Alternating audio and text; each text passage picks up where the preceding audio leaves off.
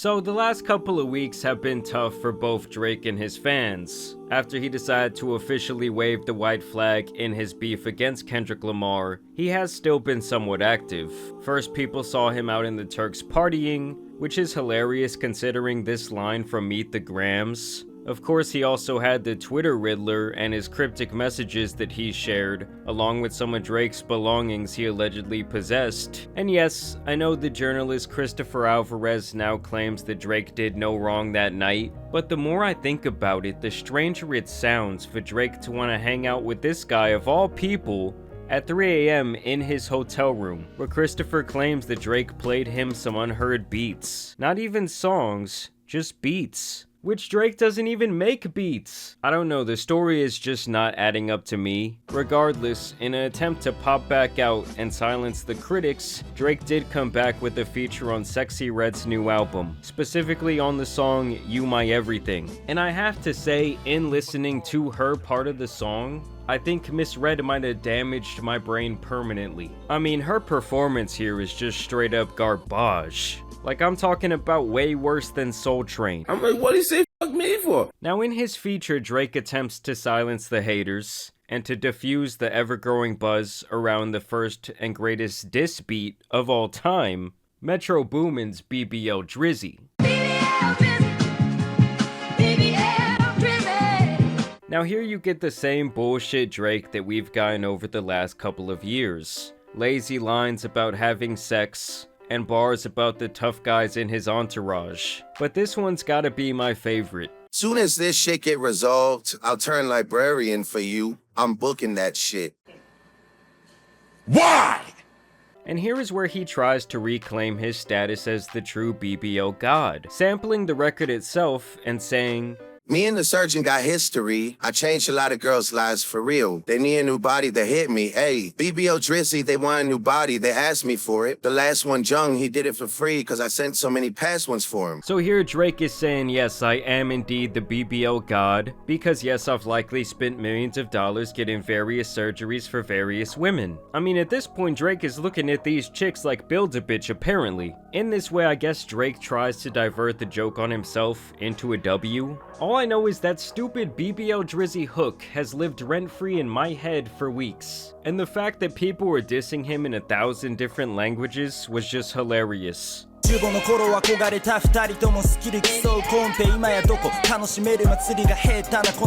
Overall, this song still makes my ears bleed, at least for the first 2 minutes. But Drake's flow really is great here. I do have to admit though, I find it hilarious that he keeps fulfilling prophecy after prophecy. When I see you stand by Sexy Red, I believe you see two bad bitches. Even the biggest Drake nut gargler has to admit that the optics of this are hilarious. Now more recently, a ghost from Drake's past has revealed its ugly head once again. Or should I say Ghost Riders? Thank you.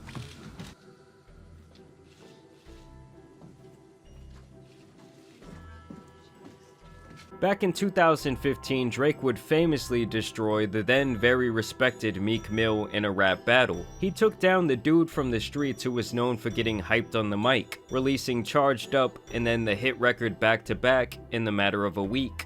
Drake crushed any chance that Meek might have had by hitting him in his most vulnerable spot. I remember back then I had just left off to college, and when I heard back to back playing at house parties and on the radio, I said, holy shit. My guy Meek is cooked. He tried to come back. I tried to hype up his responses to my friends, but it did not matter. Everything about Back to Back was perfectly strategized. Even the artwork for the song directly referencing the walk-off home run in Game 6 of the 1993 World Series hit by Joe Carter was so well planned. For those of you that don't know, that home run propelled the Blue Jays to back-to-back championships. Drake had entire crowds of people saying lines like, Trigger fingers, turn the Twitter fingers.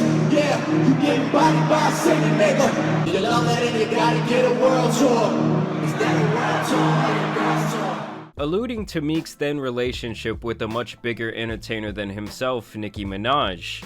At the time, his status as her boyfriend was eclipsing his status as a rapper. Don't get me wrong, he was still dropping good music, but he was becoming more known for being Nicki's boyfriend more than he was for being Meek Mill, which is something a man is obviously going to be clowned for. This whole song is layered with references that emasculate Meek, who was known for his tough guy gangster image and ferocious delivery in his songs. For Drake to drop a radio hit on his head through a diss record is something that we had not seen for a very long time, and this really got him a lot of credit as an MC, and he really shed the soft R&B Marvin's Room guy label. Now you're probably asking yourself, well, why do I bring this up today? Well, first off, let's just acknowledge that what Kendrick did to Drake recently is exactly what Drake had done to Meek almost a decade ago. Because just like Drake recently, Meek actually put out some decent records of his own during that beef, dropping Wanna Know, War Pain, and Pray For Him. 3 great records that got completely eclipsed by Back to Back. In these songs, he talks about how Drake is an inauthentic artist, even calling him the new Milli Vanilli. Was it Quinn Miller, was it Usher, was it detail where you really got your flow? Milli Vanilli, that nigga. Referencing an R&B duo who infamously failed when it became public knowledge that they weren't actually singing a single note on their hit album. But in the end, it did not matter. Meek could have dropped the most scathing record of all time, and no one would have cared because the public perception was that Drake had already won. Does any of that sound familiar to you guys? Like Kendrick just got 2 platinum records calling him a PDF file. And just like Drake recently,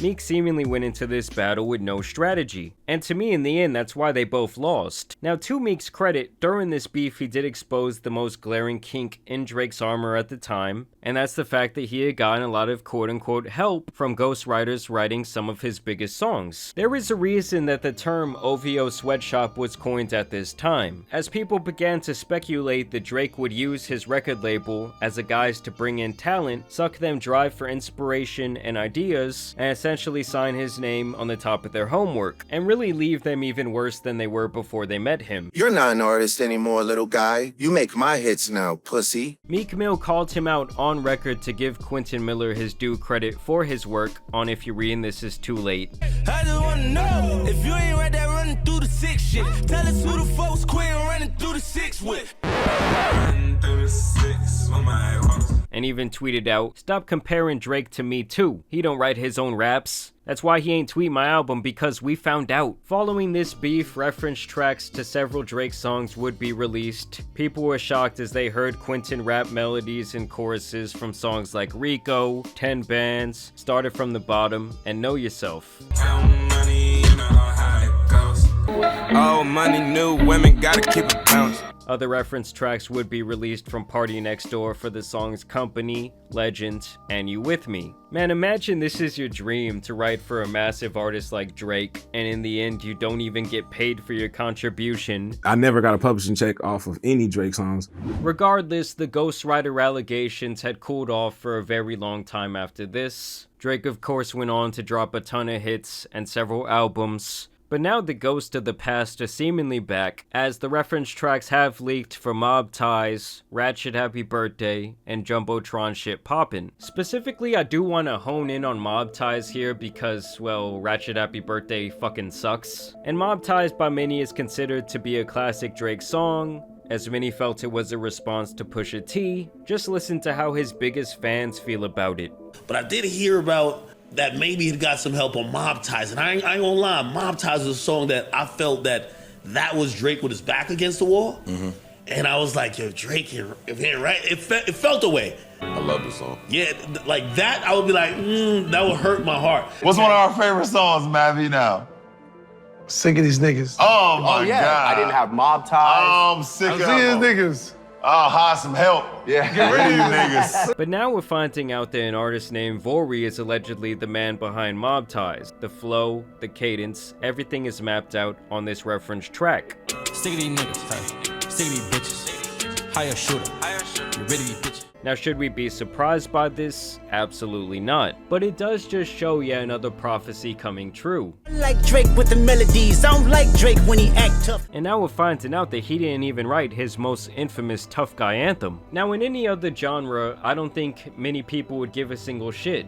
But in rap, this has always been considered a cardinal sin, and for someone who has claimed over and over again that he is the best rapper in the world with the best pen, well, people find it comical. And listen guys, I love many Drake songs. I spent many years and had many good times listening to Drake. He has several classic albums to me, and he is arguably the greatest entertainer of my generation. But somewhere around 2017, I stopped checking in on his music. I think Scorpion was the first record I really didn't enjoy, and unfortunately for Drake, he just went up against the most authentic artist I've ever seen when it comes to representing where he is from and how he is raised. And when you stack that up against a manufactured mega artist who seemingly has no boundaries as to which flow or style he might steal next, he was really fighting an uphill battle. And coming in with no strategy at all was just a horrible decision. Like, he went from begging Kendrick to drop to saying, oh well, that was just a fun little sparring session. Like, he got cooked to the point that almost a month later, Drake's biggest fanboys are still scrambling and crying over this massive L. And Jesus Christ, is it beyond easy to trigger them at this point.